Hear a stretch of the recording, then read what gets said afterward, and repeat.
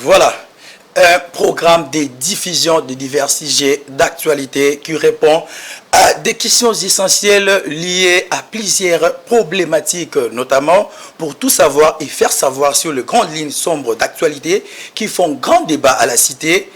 Voici pour vous l'émission Carte sur table, la seule émission d'enquête et d'investigation en République démocratique du Congo. Mesdames et messieurs, fidèles téléspectateurs de Géopolis Télévision et de l'émission Carte sur table, bonjour, bienvenue et merci de nous suivre attentivement, l'émission qui initie des enquêtes par des approches vers les entreprises, les institutions, les hautes personnalités, la population et surtout les investigations sur terrain. Heureux de nous retrouver éventuellement et habituellement encore une fois de plus pour un autre numéro de votre émission qui va parler cette fois-ci brièvement, qui va traiter brièvement un sujet,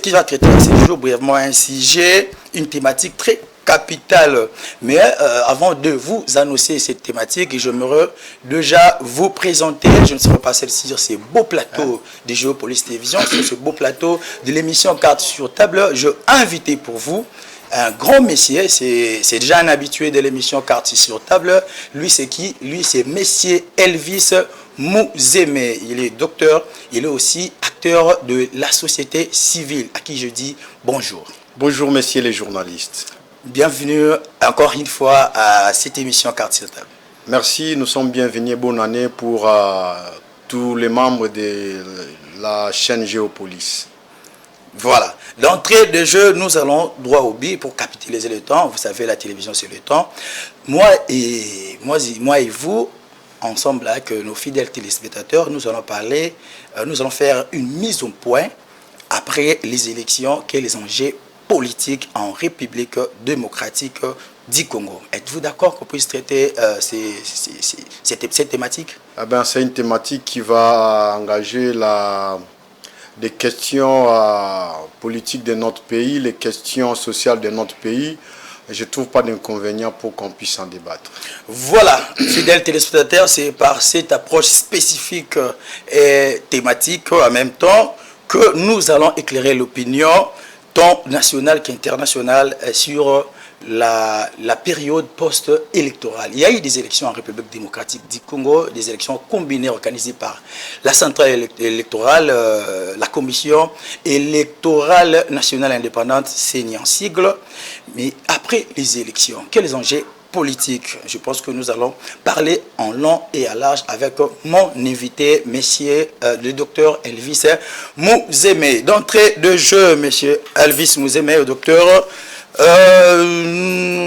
la population veut apprendre et comprendre sur l'actualité, les enjeux politiques en République démocratique du Congo. Déjà, je vais vous poser une première question. Quelles analyses ou lectures faites-vous tout autour des élections combinées organisées par la CENI du 20 décembre dernier? Merci, messieurs les journalistes. Je pense que nous sommes tous Congolais. Nous avons suivi cette aventure électorale depuis les débuts. Nous, société civile, nous avons fait certaines recommandations auprès de la centrale électorale pour que les élections soient une fête, soit un moment heureux. Et voilà, coup de chapeau à la CENI qui a organisé, je dis bien coup de chapeau à la centrale électorale qui a organisé les élections dans les délais constitutionnels. Voilà, les analyses quant à ces sont tellement... il y a plein d'analyses. Nous osons croire que nous allons débattre avec vous, nous allons échanger avec vous et nous allons répondre à vos différentes questions. Les élections se sont déroulées avec beaucoup d'irrégularités, dont vous et moi nous connaissons, et nous avons pris acte de ces irrégularités. Nous avons condamné ce qui a condamné et nous attendons la Cour constitutionnelle qui va gérer les contentieux et pour nous dire la réalité par rapport à nos recommandations, par rapport aux failles relevées.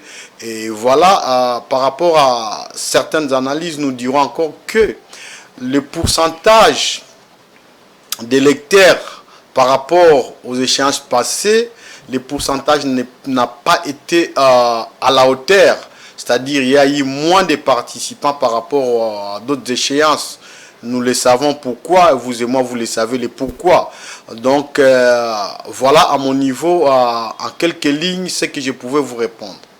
Merci. Voilà à quelques lignes ce que vous pouvez me répondre. Merci Dr Elvis Mouzé. Mais je vais vous poser une question une question de curiosité.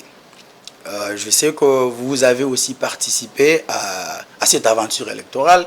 Vous étiez candidat aux élections législatives nationales dans la circonscription de la Moamba. Mais en voyant tout à fait ce qu'a fait la CENI, Michel Vismouzé, mais la CENI nous avait rassuré que les élections en République démocratique du Congo seront libres, inclusives, transparentes et démocratiques. Mais après, bon, je dirais, cette assurance, pendant tout le processus électoral, le président Kadima, les rapporteurs, Madame Patricia Sey et tout le personnel de la CENI ne faisaient que nous réciter ou nous dire en seul discours que les élections auront bel et bien lieu et dans les meilleures conditions. Mais on a constaté, chose qui n'a pas été faite, on a constaté que ce processus électoral est rempli de beaucoup de contentieux, de beaucoup d'irrégularités. Entre autres, de fraudes électorales, de bourrage des urnes, des vandalismes, des actes de vandalisme, l'incitation à la haine, et puis, chose grave, détention illégale de dispositifs électroniques de vote. Est-ce que cela est dû à la manque de préparation de la CENI, la non-organisation ou la non-sécurisation du processus électoral, ou soit on peut dire que c'était une manière déjà de prévenir une fraude électorale, comme disent souvent les opposants? Merci, messieurs les journalistes. Je pense que moi qui vous parle, le vice-président de la centrale électorale, un aîné que je respecte beaucoup, que je dois au respect, et qui me suit, je pense qu'il va nous suivre, qui me regarde. Nous avons été invités, je salue en passant M. Ferdinand Kitenge, qui est coordonnateur de la société civile révolutionnaire à son temps. Nous avons été invités, nous avons pris langue avec l'équipe de la centrale électorale. J'ai posé 7 questions au vice-président des centrales électorales. La RTNC présente dans la séance que nous avons eue avec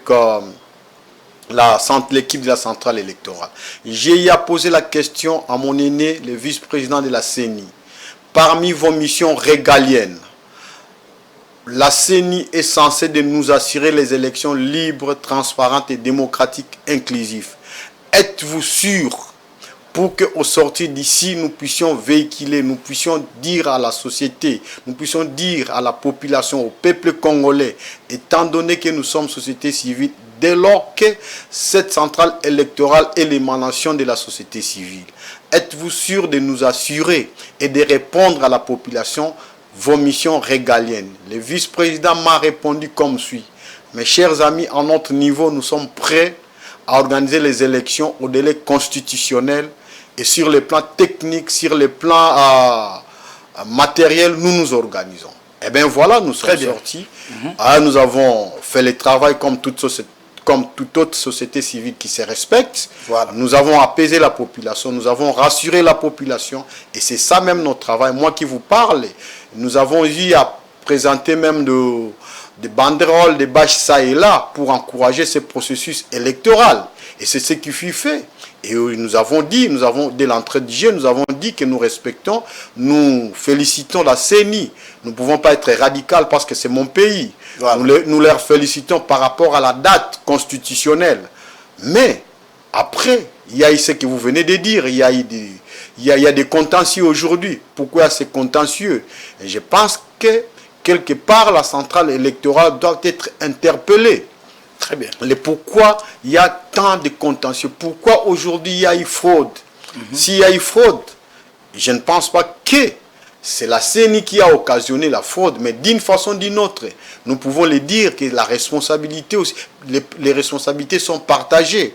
Lorsque vous nous parlez des engins, lorsque vous nous parlez des machines, mais les machines, c'était l'apanage de qui d'avoir ces machines? C'était l'apanage des centrales électorales. C'était sa recommandation. Comment cela veut dire que la CENI n'a pas bien sécurisé ces matériels? Ben, moi, je n'ai pas fait cette police, mais je me demande comment aujourd'hui ces machines-là pouvaient se retrouver entre les mains des individus. Très bien. Et voter chez eux, voter partout, ils ont choisi sans que ce soit les sites que la CENI avait choisi. Moi, je pense que les responsabilités sont partagées. Et pourquoi il y a eu des cas de fraude? Mais bien, moi, nous avons été avec la population. Nous avons bâti campagne, vous avez suivi. Nous avons été avec la population. Lorsque nous, on battait campagne, on était avec la population. On laissait le temps à la population de nous poser des questions par rapport à ce que nous étions en train d'expliquer. Alors, pourquoi il y a eu bourrage? Pourquoi il y a eu cas de tricherie? Parce que la population ne faisait plus confiance à ces acteurs qui ont mal dirigé ces pays. Parce que la population ne faisait plus confiance à ces acteurs qui ont conduit le président de la République à ne pas bien gérer. Et c'est pourquoi, par manque de discours, par manque de bons discours face à la population, on devait que recourir dans des pratiques de bourrage des urnes, dans des pratiques d'avoir des machines. Nous ne savons pas d'où ils ont eu ça. Ça, c'est encore une question épineuse que nous devons nous poser la question. D'où ils ont eu ces machines-là pour faire tout ce qu'ils ont fait là. C'est-à-dire, s'il y a eu des fraudes, c'est par manque de confiance. C'est par manque d'assurance. Ces politiciens qui n'ont pas donné un bon goût à la population, qui n'ont pas bien voulu que les fonctionnaires soient bien payés, qui n'ont pas bien voulu que les médecins, les enseignants, les militaires, les policiers soient bien payés. Ils se disent pour avoir la confiance du chef, nous devons passer par cette pratique de fraude, par cette pratique de bourrage des urnes. Or, voilà que leurs manœuvres, les manœuvres qu'ils ont fait ont été dévoilées aux yeux de tout le monde. Ça, c'est quelque chose que nous avons dénoncé, que nous ne pouvons pas encourager. Mais qu'à cela ne tienne, nous sommes en poste électoral.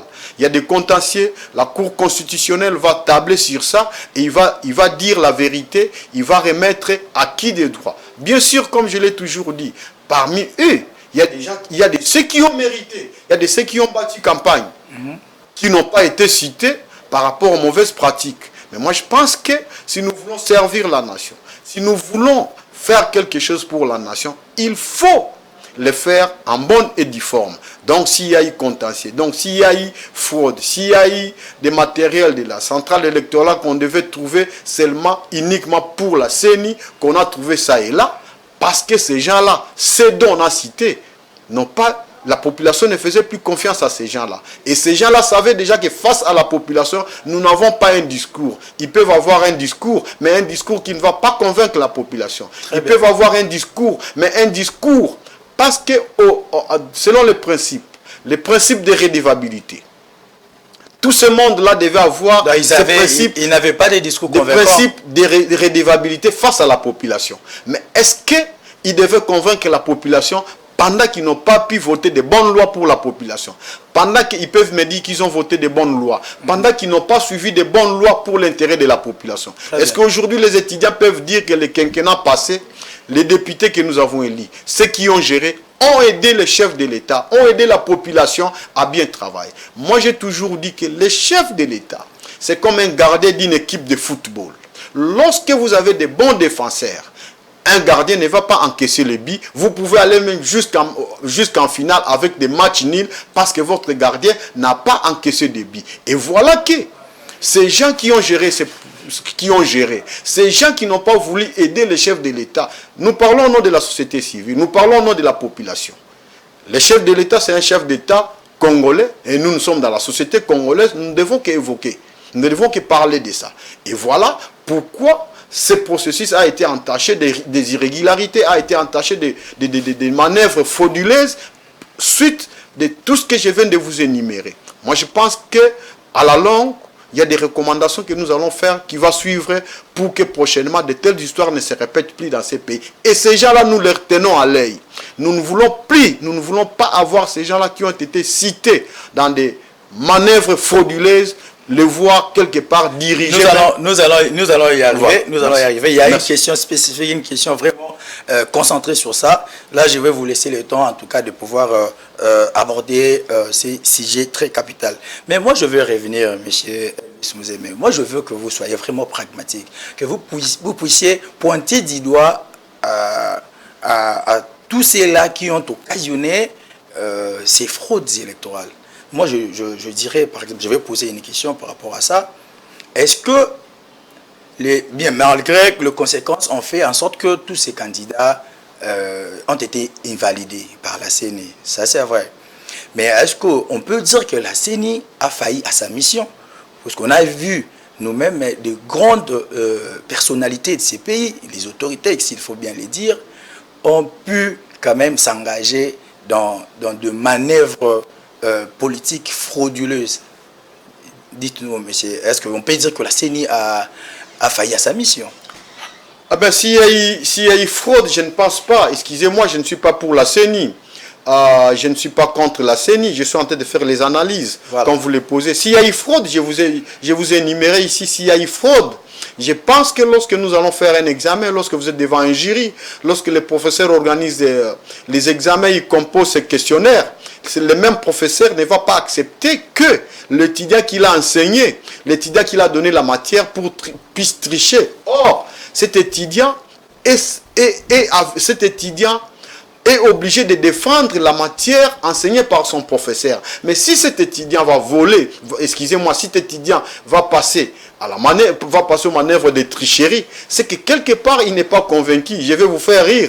Des fois on nous disait qu'un bon tricheur, un bon étudiant, c'est celui qui vérifie. Comme me disait un professeur, monsieur Mouzémé, vous étudiants, lorsque vous trichez sans qu'on vous attrape, vous pouvez même distinguer. Lorsqu'on vous attrape, vous pouvez être naffé. Et voilà là où se trouve le problème. Dire que si il y a une manœuvre frauduleuse et que l'occasion, c'était occasionné par le trichement de la CENI, j'ai dit non. Là, sur ce point-là, soyons pragmatiques. Monsieur Elvis, j'ai dit non. Docteur Elvis, moi je veux que vous soyez vraiment clair. Hein? Veuillez vraiment expliciter. Pointer du doigt celui qui est auteur de tous ces actes. Bon, faisons ceci. Je vais reformuler ma question. À qui doit-on attribuer toutes ces failles électorales? Est-ce que c'est au gouvernement? Puisque nous savons tous que la CENI est une structure d'appui à la démocratie. C'est une commission indépendante. Ça, c'est vrai.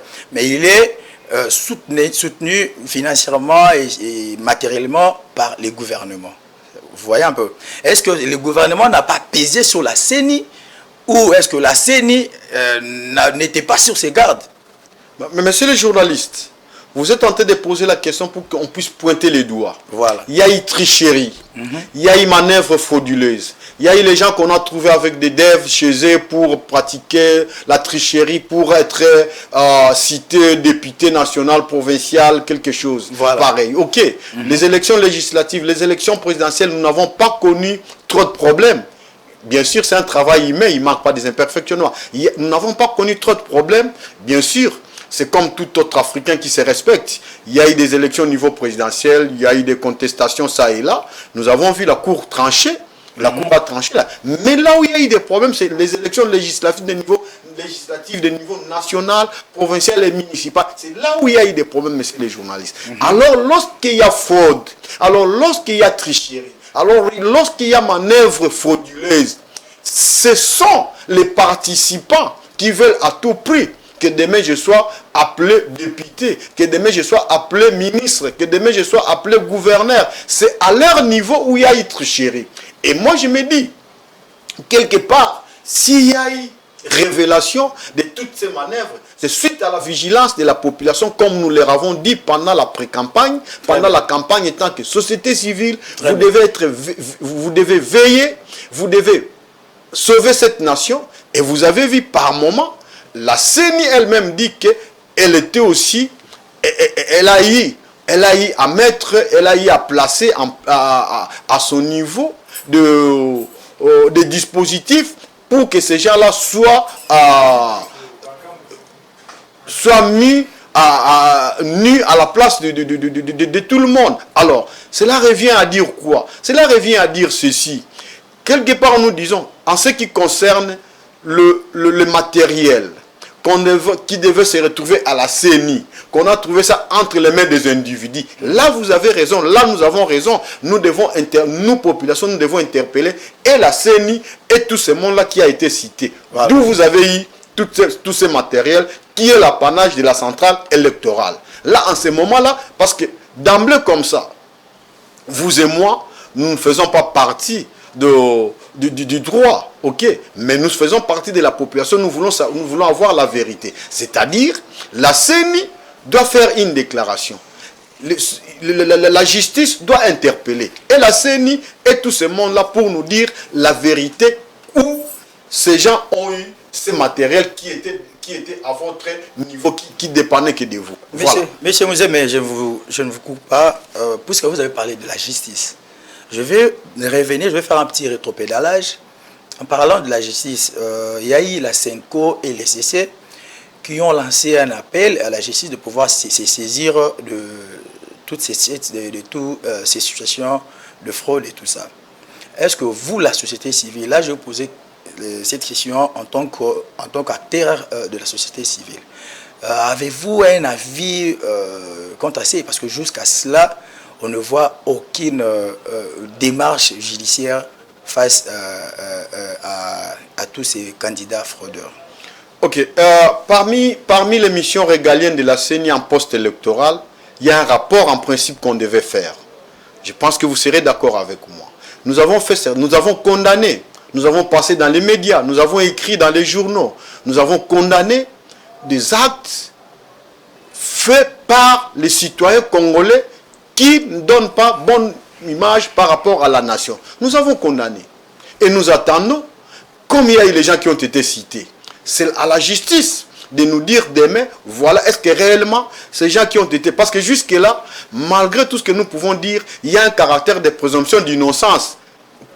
Par ricochet, je peux le dire. C'est-à-dire, nous attendons ces rapports-là de la justice pour dire réellement d'où ces gens ont eu ce matériel, qu'est-ce qui s'est passé, et à l'issue de ça, vous et moi, nous saurons qu'est-ce qui va se passer. Parce que d'emblée, moi, étant que citoyen congolais, jusqu'à aujourd'hui, je n'ai pas encore eu les rapports de la justice, ni dans nos bureaux, ni dans nos murs, même chez vous. Est-ce que vous, étant que journaliste, étant qu'acteur de médias, est-ce que vous êtes en possession, vous avez une information disant que, voilà, à l'issue de contentieux, à l'issue de tel problème lié aux fraudes électorales, voilà ce que la justice vient de rendre public. Jusque-là, nous attendons. Voilà. Voilà, très bien. Jusque-là, vous attendez. Très bien. Merci, fidèles téléspectateurs de Géopolice Télévision et de l'émission Carte sur table. Vous qui venez à peine de nous prendre en cours, je vous signale déjà que c'est l'émission Carte sur table dont j'ai l'honneur de vous la présenter.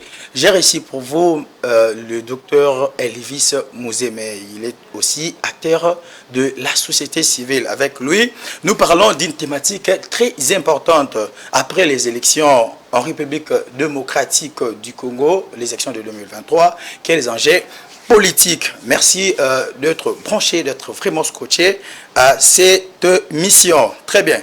Monsieur Elvis Mouzé, mais nous allons poursuivre, puisque déjà là, nous parlons des contentieux électoraux, des irrégularités, de fraudes électorales, et tout ça, et tout ça. Est-ce que dans tout ça, par rapport à toute cette mauvaise réalité électorale, est-ce qu'on peut discrédibiliser toutes les élections combinées organisées par la CENI? Monsieur les journalistes, je pense qu'il y a eu les étapes des élections. Il y a eu les élections présidentielles, il y a eu les élections... Déjà, les élections présidentielles, on n'en parle plus. On n'en parle plus parce qu'il y a déjà un président réélu. Voilà. Là, on n'en parle plus.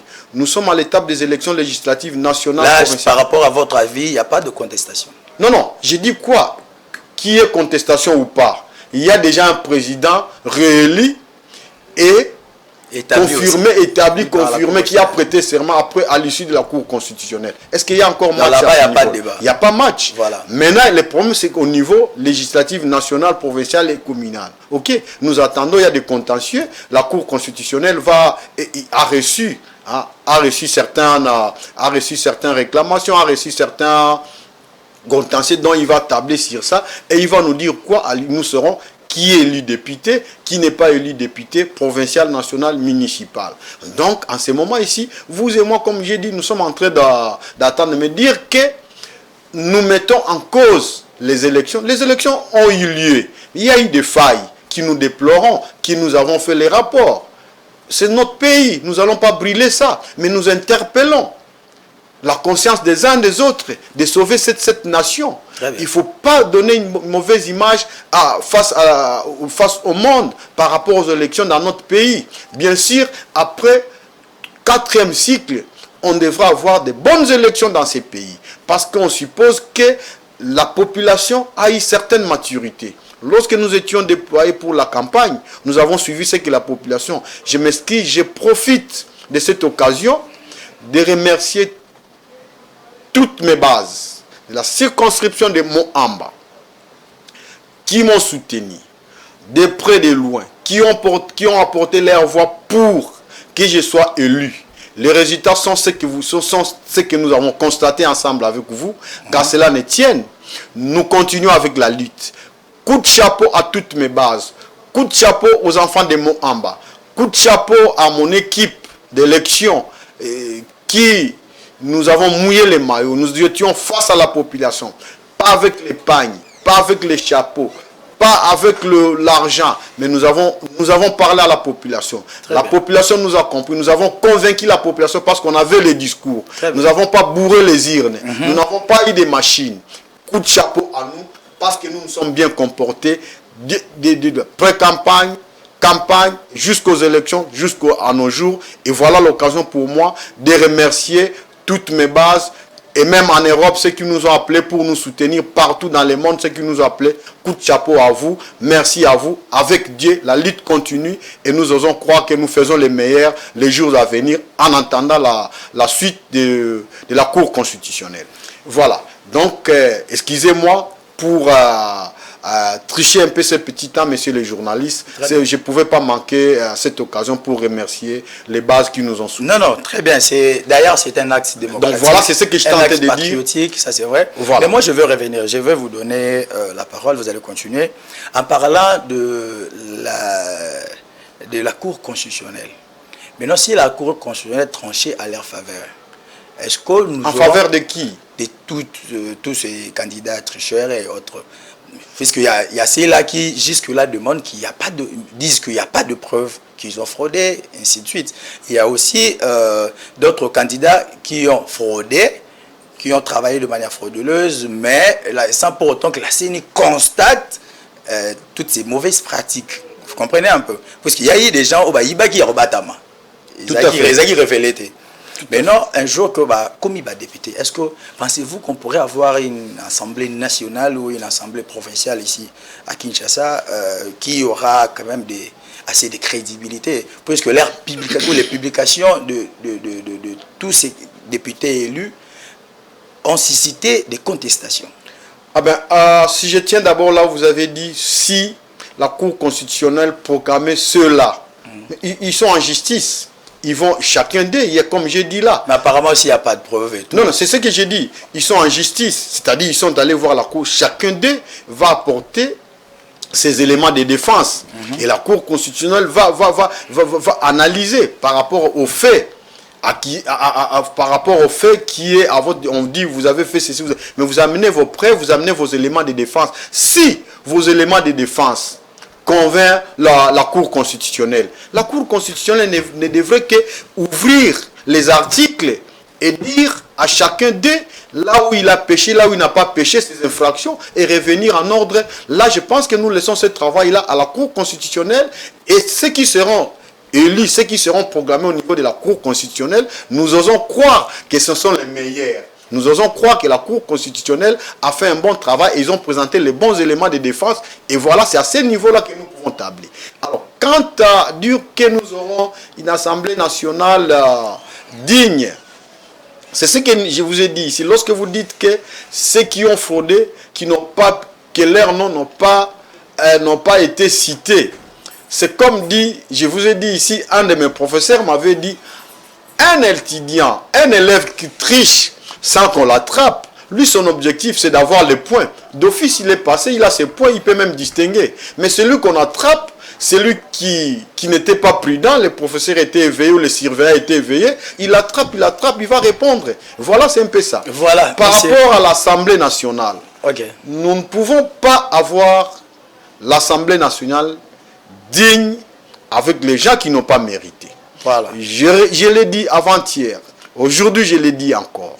Le président de la République, s'il veut travailler, s'il veut avoir un quinquennat qui va donner le meilleur pour la population congolaise, il doit veiller ensemble avec la Cour constitutionnelle, avec la centrale électorale, pour qu'on lui présente les députés qui ont mérité, pas les députés qui n'ont pas mérité, qui vont aller là-bas pour des lois qui leur concernent. Nous avons besoin de députés qui vont voter des lois pour cette nation, voilà, qui vont suivre des lois pour cette nation, qui vont donner au président de la République les meilleurs, parce que ce sont eux qui doivent aider le président de la République pour bien travailler. C'est un président que la population congolaise, que le peuple congolais ont choisi. Nous n'avons plus de choix. La Cour constitutionnelle a tranché, nous n'avons plus de choix. Mais nous n'allons pas accepter de voir les députés qui n'ont pas mérité, parce qu'il était X de Y, parce qu'il était Z de M, et c'est pourquoi il se retrouve là-bas. Là, nous n'allons pas accepter. Et la population vous tient à l'œil. Vous qui allez nous représenter à l'hémicycle, nous vous tenons à l'œil. Même au courant des mandats, il y a possibilité qu'on vous retire ce que vous avez reçu là, ce qu'on vous avait dit là-bas. Très bien. Il y a cette possibilité de pouvoir le retirer, ça c'est vrai. Maintenant, nous allons changer un peu de branche. Nous allons rester seulement sur la thématique, mais on change un peu de brèche. Monsieur Elvis Mouzeme, docteur de formation et de profession, acteur de la société acteur de la société civile. Maintenant, cette fois-ci, nous allons parler de la gestion publique, de la gestion de la res publica. Est-ce que on peut parler maintenant, on peut dire, ou soit, que pensez-vous par rapport à la prochaine formation du gouvernement? Est-ce qu'on peut déjà dire qu'on peut quand même retrouver certains candidats ou autorités qui ont fraudé, revenir ou être réalignés à la prochaine formation du gouvernement? Le gouvernement, le prochain gouvernement, c'est à l'issue de la majorité parlementaire. Ça c'est vrai, mais moi je parle de tête en tant qu'individu. Parce qu'il a déjà fraudé, il a posé un acte incivique, condamnable par la loi, et puis on le revoit encore à la tête. Est-ce que, monsieur le journaliste, comment quelqu'un qui est condamné peut se retrouver au gouvernement? Quelqu'un qui est condamné doit répondre devant la justice. La justice doit s'en prendre, doit s'occuper de ces messieurs-là. Et puis, moi je ne vois pas quelqu'un qui est condamné, quelqu'un qui s'est méconduit, quelqu'un qui ne veut pas, qui est malhonnête, demain se retrouver. Bon, je me réserve, parce que le gouvernement, jusque-là, il n'y a pas encore majorité parlementaire, nous ne sommes pas encore à ce niveau-là, mais je doute fort que quelqu'un qui s'est méconnu, quelqu'un qui n'a pas donné le meilleur de lui-même se retrouve au gouvernement. Ça c'est vrai, mais on a aussi des réalités. Je ne veux pas ouvrir une autre brèche, restons dans notre débat. Mais cette fois-ci, nous allons toucher du côté investiture. Après la cérémonie de publication, le résultat provisoire de l'élection du président de la République, presque toutes les parties prenantes ont réagi, les partis politiques et autres, alors que de votre côté, de la part de la société civile, quelle est votre observation? Le président de la République a prêté serment avec un discours de réconciliation, avec un discours qui rassure, avec un discours qui promet, avec un discours qui exhorte les acteurs de ces pays, de toutes les couches, de travailler les uns les autres pour la réussite de ce pays, pour la réussite de ce gouvernement, pour la réussite de ce quinquennat. Les quinquennats, lorsque nous parlons des quinquennats, nous voyons la population, nous voyons le peuple. Alors, les analyses, les observations sont telles que nous avons bien suivi les discours. Nous avons trouvé que les discours nous donnent cette belle élan. C'est un discours qui veut revêtir la nation congolaise avec une belle robe qui, tout le monde va se retrouver. Il a même tendu la main. Moi, je pense que ceux qui nous suivent ici, il ne faut pas que demain, des communes puissent dire non, voilà, Azamoutou a pris. Non, non, non, non, non. On n'est pas Moutou de qui que ce soit, mais on est dans la nation. Nous parlons de la nation. Voilà, vous parlez... Et nous sommes la société civile. La société civile n'est pas là pour conquérir les pouvoirs. La société civile est là pour un groupe de pression, pour l'amélioration, accepter là où ça marche, ne pas accepter là où ça ne marche pas. Voilà. Ok, ne pas accepter là où ça ne marche pas. Est-ce que nous allons déjà vers la fin de cette émission? Pour conclure, est-ce que après cette cérémonie d'investiture, comptez-vous avoir un Congo uni, un nouveau Congo uni et prospère, comme le président de la République l'a promis? Un Congo uni, un Congo prospère, c'est parmi mes soucis régaliens. Un Congo nouveau, un Congo prospère, c'est la contribution des uns des autres. Pas avec les députés fabriqués, pas avec les députés qui ont eu des machines à voter, pas avec les députés qui ont été ça et là, avec les députés élus, votés par la population congolaise, qui vont être les défenseurs du gouvernement, qui vont être les défenseurs de la population congolaise, qui vont être les défenseurs du président de la République.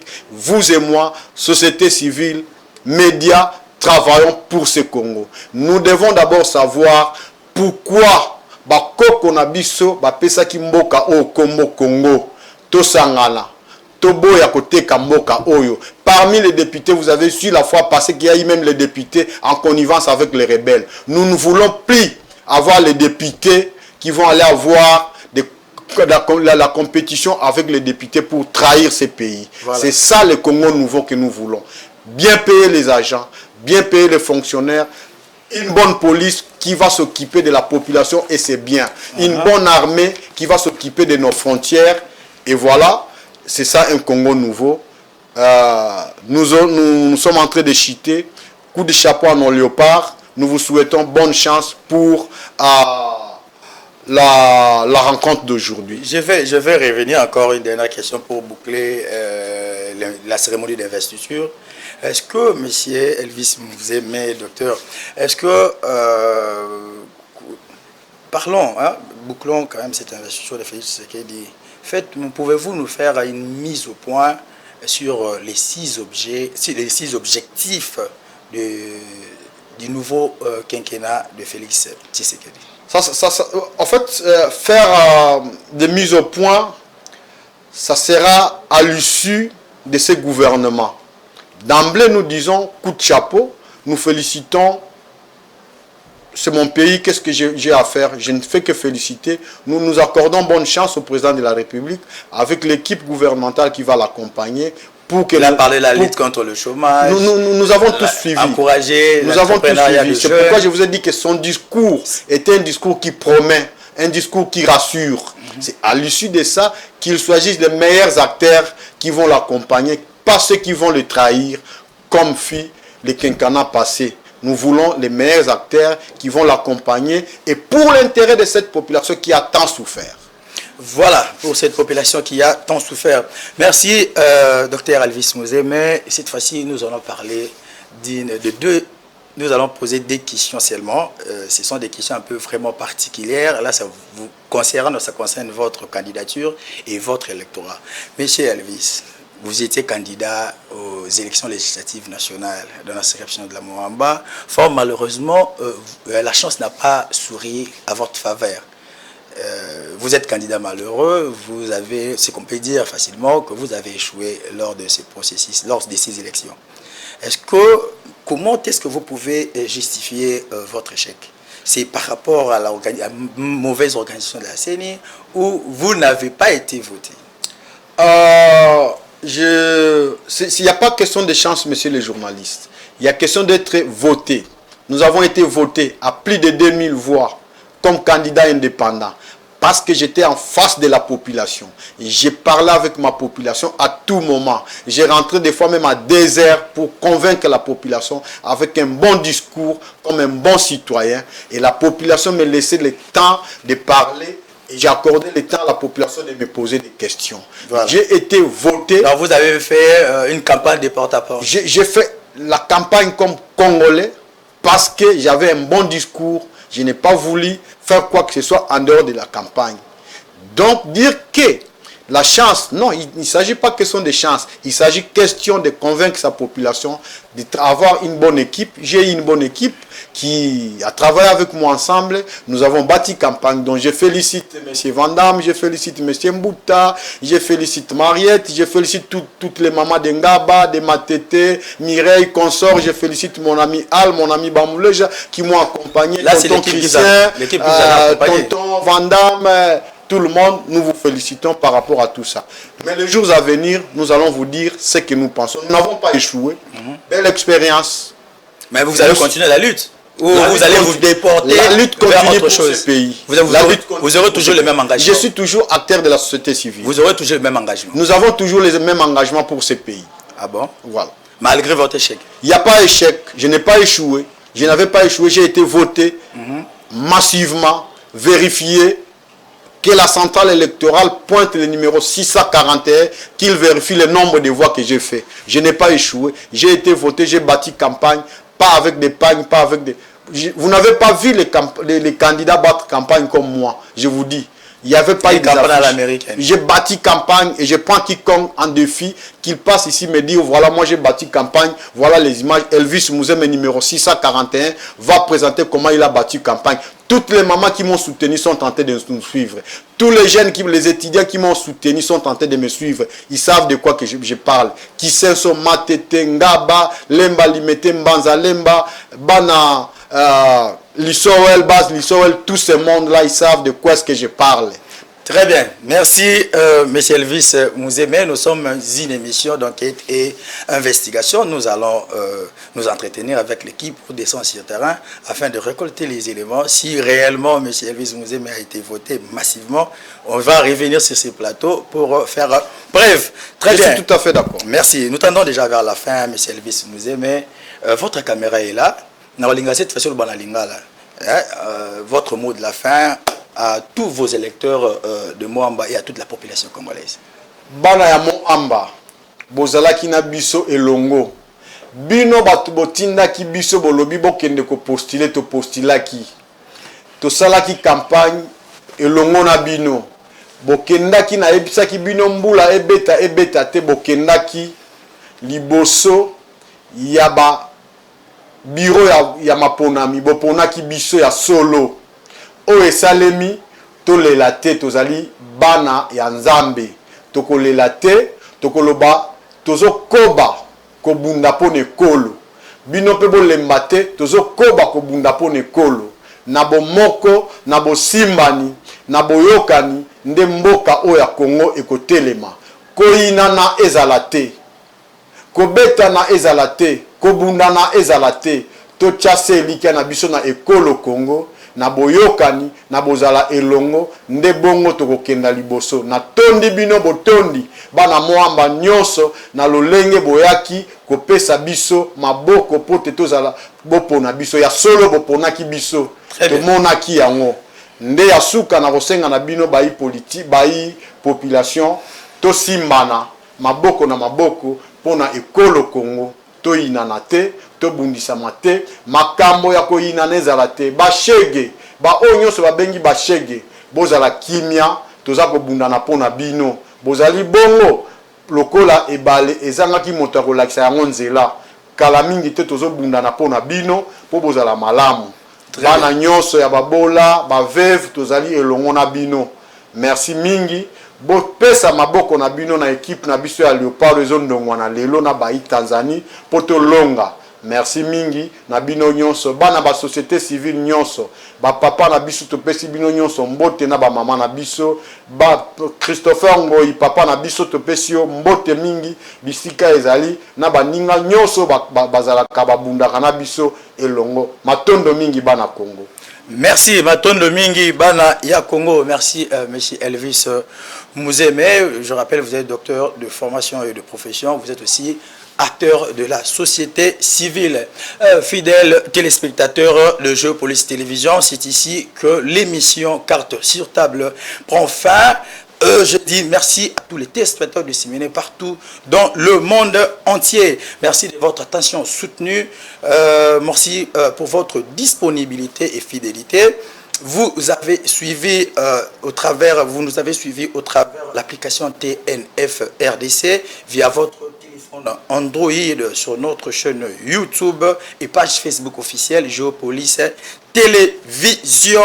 Et j'ai eu quand même cet honneur, ce grand honneur de recevoir pour vous le docteur Elvis Mouzeme, acteur de la société civile. Avec lui, nous avons parlé de la période post-électorale, donc après les élections de 2023 en République démocratique du Congo. Quels enjeux politiques?